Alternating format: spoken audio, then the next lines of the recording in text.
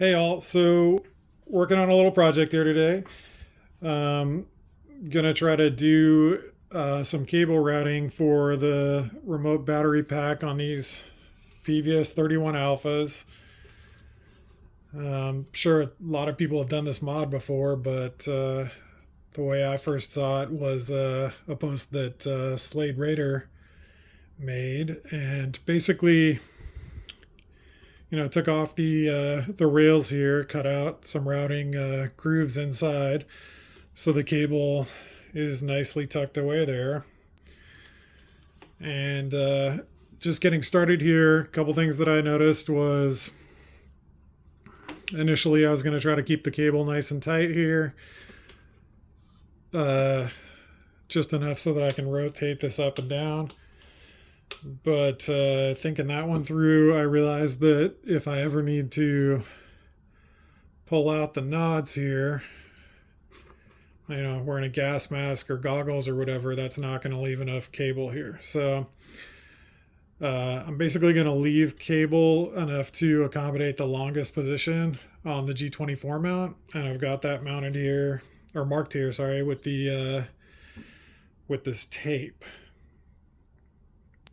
So I'm going to go ahead and pull off these rails, and we'll get to work routing out the inside to accommodate this cable.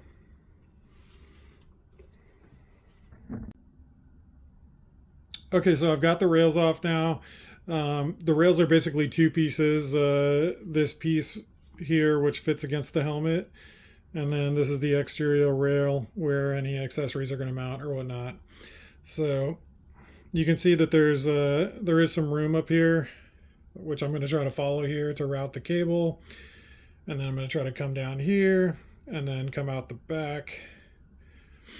Still need to work out the exact spot, either probably up here or down here.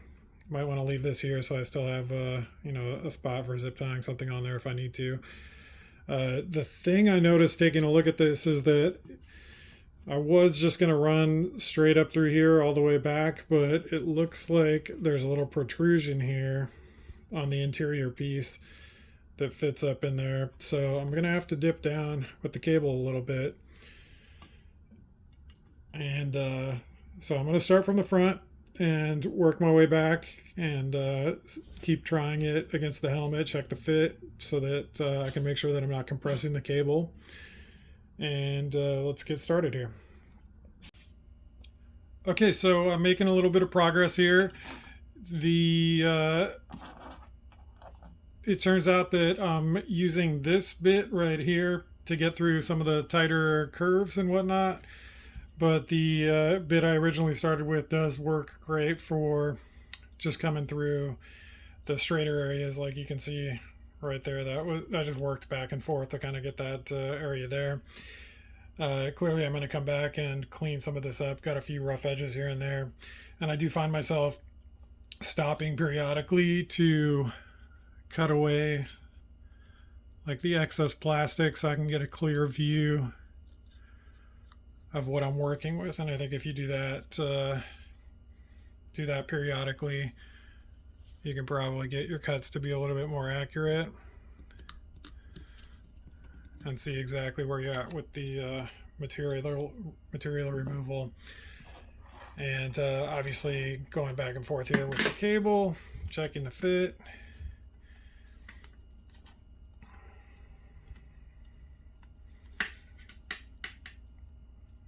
Making sure that it fits flush in there, and just taking off just the perfect amount of material and not trying to go so far that I mess up the mounting rails in any way.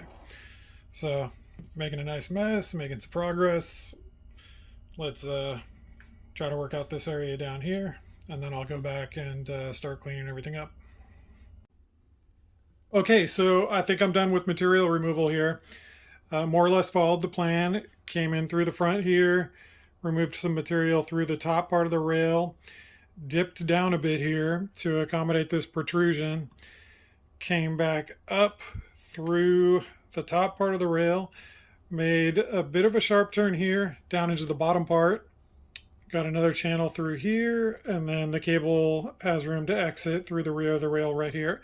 Something I figured out as I was working was that in areas where the material was getting a little bit thin here, I could remove a small amount of material from the piece that fits against the helmet. And you can sort of see here how I've made room for the cable to sort of fit between the two pieces, and that way neither this piece nor this piece is super thin. So routing the cable into all these spots and fitting everything together is a bit of a challenge. I'm not going to be able to do that while I'm filming, but I will take a shot of that before I put everything together. Okay, so I've got the cable in the channel now, and I used a few very small zip ties to hold everything in place because there's really not going to be any way for me to hold everything in place when I'm putting this onto the helmet.